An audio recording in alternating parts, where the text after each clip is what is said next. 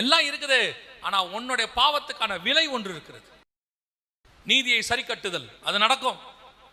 ரொம்ப கேர்ஃபுல்லா இருந்து கொள்ளுங்க. உங்களை தள்ள முடியாது. ஏன்னா நீங்க அதுக்காக தான் உருவாக்கப்பட்டீங்க.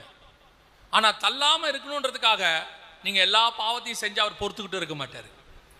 நிறைய பேர் அதான் சொல்றான், கர்த்தர் நம்மளை அபிஷேகிச்சிருக்கிறாரு, கர்த்தர் நம்மளை முன்குறிச்சிருக்கிறாரு, அதனால என்ன பண்ணாலும் பொறுமையா இருப்பார். எப்படி இருப்பாரு? எப்படி இருப்பாரு? அவர் பாவத்தை பார்க்க மாட்டாத சுத்த கண்ணன். பரலோக ராஜ்யத்துக்குள்ளே தீட்டுள்ளதும் அருவருப்பையும் பொய்யும் நடப்பிக்கிற ஒன்றும் அதற்குள் பிரவேசிப்பதில்லை. அப்போ உங்களுக்காக எனக்காக கர்த்தர் இன்னைக்கும் அங்க உட்கார்ந்து அடிக்கப்பட்ட வண்ணமாய் இருக்கிற ஆட்டுக்குட்டி. அந்த தழும்பெல்லாம் இன்னும் இருக்கு, அப்படியே இருக்கு மேல. அந்த தழும்பெல்லாம் காட்டிக்கிட்டே இருப்பாரு. ஏதாவது ஒன்று பண்ணும்போது பிசாசு போய் குற்றப்படுத்துவான்.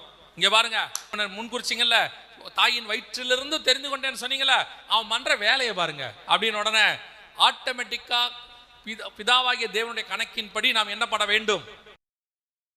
பாவத்திற்கு மரிக்கணும், கொல்லப்படணும். ஆனா அங்க அடிக்கப்பட்ட வண்ணமா இருக்கிற ஆட்டுக்குட்டி ஒன்று பக்கத்துல மன்றாடிக்கிட்டே இருக்கும். அப்பா, இவனுக்காக நான் ரத்தம் சிந்தி இருக்கிறேன், இதுக்கும் சேர்த்தா பண்ணியிருக்கேன், இந்த மரம் இந்த வருஷமும் இருக்கட்டும். தோட்டக்காரர் சொல்லுவார், வெட்டி போடு, இது நிலத்தை பாழாக்குகிறது. ஆனா தோட்டக்காரர் சொல்லுவார், இந்த வருஷம் இருக்கட்டும், இன்னும் ஒரு வருஷம் நீ என்ன பண்ண போற? நான் கொத்தி எறி போறேன், நான் கொத்திக்கிறேன், நான் குத்து நான் குத்திக்கிறேன், என்ன வேணாலும் பண்ணிக்கிறேன். உன்னை திருத்தத்துக்கு அவருக்கு நிறைய வழி வச்சிருக்கிறாரு. நம்மளை திருத்தத்துக்கு என்ன பண்ணிருக்கிறாரு? நிறைய வழி இருக்கு. நீங்க நினைச்சுக்கிட்டு இருக்கீங்க தானே? நிறைய பேர் சொல்லுவாங்க, எனக்கு ஏன் இவ்வளோ பாடு, எனக்கு மட்டும் ஏன் பாடு? உட்காந்து தனியா போய் ஆண்டவர்கிட்ட கேளுங்க, ஏன்னு தெரியும். எங்கேயோ ஏதோ ஒண்ணுல என்ன இருக்கு? மிஸ்டேக் இருக்கு. வசனம் சொல்லுது, சோதிக்கப்படுகிற எவனும் தேவனால் சோதிக்கப்படுகிறேன் என்று சொல்லாதிருப்பானாக.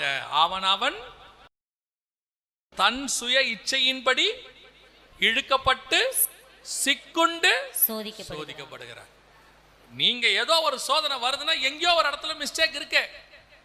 அது தேவ சித்தத்தை செய்யாம போறதா இருக்கும், பாவமா இருக்கும், ஏதோ ஒண்ணு இருக்கும். இல்லாம கர்த்தர் சோதிக்க மாட்டார். அப்ப ஆண்டவருக்கு உங்களை சோதிக்கணும்னு அர்த்தம் அல்ல.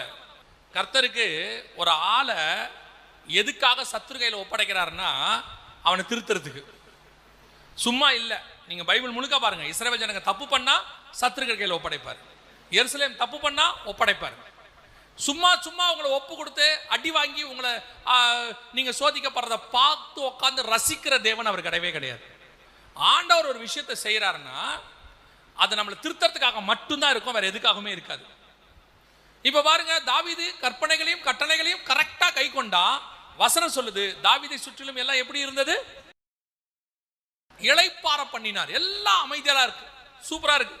ஆனா இப்ப சாலமோன் தேவனை விட்டு போயிட்டாரு. 1 ராஜாக்கள் புஸ்தகம் 11 வாசிங்க, 11-14 வாசிங்க. கர்த்தர் ஏதோமியனாகிய ஆதாத் என்னும் ஒரு விரோதியை சாலமோனுக்கு எழுப்பினார். 23 எலியாதாவின் குமாரனாகிய ரேசோன் என்னும் வேறொரு விரோதியை தேவன் எழுப்பினார். 26 சேரேதா ஊரில் உள்ள எப்ராஹிம் மனுஷனாகிய நேபாத்தின் குமாரன் எரோபெயாம் என்னும் சாலமோனின் ஊழியக்காரனும் ராஜாவுக்கு விரோதமாய் கையெடுத்தான். எல்லாம் விரோதமாயிடுச்சு பாருங்க. கர்த்தர் உன் கூட இருந்தாருன்னா எல்லாம் இளைப்பாறுதல். கர்த்தர் சொல்லபடி செஞ்சீங்கன்னா எல்லாம் இளைப்பாறுதல். ஏன்னா உங்க அபிஷேகம் அப்படிப்பட்டது. ஆனா அபிஷேகத்தை வச்சுக்கிட்டு சாலமோன் ஸ்திரீகளினாலே, திருமணம் பண்ணவர்களாலேயே நாசமா போய் வசனம் சொல்லுது. கர்த்தர் பார்த்துட்டு சாலமோன்ட்ட சொல்லிட்டாரு, நீ உங்க அப்பா மாதிரி இல்ல, நீ கை கொள்ளல, உன் ராஜ்யபாரம் போச்சு, உன் அபிஷேகம் போச்சுன்னு சொல்லிட்டாரு. உன் அபிஷேகம் என்ன ஆயிடுச்சு? போயிடுச்சு. அபிஷேகம் போன உடனே வசனம் சொல்லுது, எல்லா பக்கமும் விரோதிகள் எழுப்பிட்டாங்க, எதிரிகள் எழுப்பிட்டாங்க. ஒரு காரியத்தை சொல்லிட்டு நான் முடிக்கிறேன், கவனிங்க. கர்த்தர் உங்க கூட இருப்பாரானால், கர்த்தருடைய அபிஷேகம் உங்கள் மேல் இருக்குமானால், உங்களை சுற்றிலும் கர்த்தர் இளைப்பாற கட்டளையிடுவார், கர்த்தர் அமைதலை கொடுப்பார். தேசத்துல ஒரு சபை கர்த்தருக்கு முன்பாக உண்மையா இருக்கும்னா அவர்களுக்காக கர்த்தர் வழக்காடுவார், அவர்களுக்கு கர்த்தர் வழக்காடுவார். ஒருவேளை நீங்கள் கர்த்தருக்கு விரோதமாய் அல்லது அவருடைய பிரமாணங்களுக்கு விரோதமாய் அல்லது அவருக்கு அபிஷேகத்துக்கு விரோதமாய் நீங்கள் செய்யும் போது கர்த்தர் வேற வழி இல்லாம யாரை எழுப்புறாரு? சத்துருக்களை எழுப்புவார். வசனம் சொல்லுது, சுத்திலும் அமைதலா இருந்துச்சு, எல்லாம் பக்காவா இருந்துச்சு. திடீர்னு பார்த்தா தேவனை விட்டு தூரம் போன உடனே எல்லா சத்துருக்களாக எழுப்பிட்டாங்க. இன்னைக்கு பல நேரத்தில் நமக்கு விரோதமாய் சத்துருக்கள் எழும்பி நிற்கிறாங்க. நீங்கள் அபிஷேகம் பெற்றவங்க தான், நீங்கள் கர்த்தரால் அழைக்கப்பட்டவங்க தான், கர்த்தர் சில வரங்களை கூட கொடுத்துருக்காரு தான். ஆனால் ஏன் உங்களை சுற்றி இவ்வளோ பிரச்சனை? நீங்கள் கேட்குறீங்கல்ல, என்னை சுற்றி வெறும் பிரச்சனையாக இருக்குதே. எதனால பிரச்சனை? எந்த பக்கம் திரும்பினால பிரச்சனை? ஏன் தெரியுமா? எங்கேயோ ஒரு இடம், ஏதோ ஒரு இடம் கர்த்தருக்கு பிடிக்காதது உங்ககிட்ட இருக்கு. அதுதான் கர்த்தர் சொல்றார். நீ மட்டும் கரெக்டா ஆண்டவருக்கு பிரியமா சந்தோஷமா நடந்து பாருங்க, உன்னை சுற்றிலும் இளைப்பாற பண்ணுவதற்கு கர்த்தர் வல்லமை உள்ள தேவனாய் இருக்கிறார். முடிக்கும் போது சொல்லிட்டு முடிக்கிறேன். உங்கள் மேல் வைத்த கர்த்தருடைய அபிஷேகம் விசேஷமானது. அதை பத்திரமா பார்த்துக்கொள்ளுங்க. அதை எந்த விதத்திலும் சவுல் மாதிரி முரட்டாட்டம் பண்ணியோ ரெண்டகம் பண்ணியோ கர்த்தருக்கு விரோதமான காரியங்களை செய்தோ அதை இழந்து போகாதீங்க. தாவீது திருப்பி ரிட்டைன் பண்ணிட்டார், ஓகே, திருப்பி பெற்றுக்கொண்டார். அதுக்கு ஒரு விலை கொடுத்தார். விலை கொடுத்து அந்த அபிஷேகத்தை என்ன பண்றாரு? ஆனால் ஆண்டவர் அதை விரும்பவே இல்லை. ஆண்டவருக்கு அப்படி செய்யணும்னு இல்லை.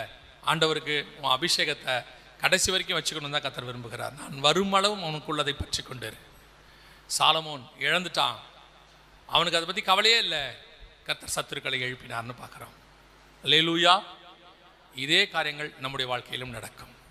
ஆனாலும் கர்த்தர் அதை விரும்புகிறதில்லை. கர்த்தர் சொல்றாரு, என் தாசனாகிய தாவீது செய்தது போல என் கட்டளைகளையும் என் கற்பனைகளையும் என் நியமங்களையும் நீங்கள் கை கொள்ளும் பொழுது உங்களை சுற்றி எல்லாவற்றையும் கர்த்தர் இளைப்பாற பண்ணுவார். அல்லேலூயா.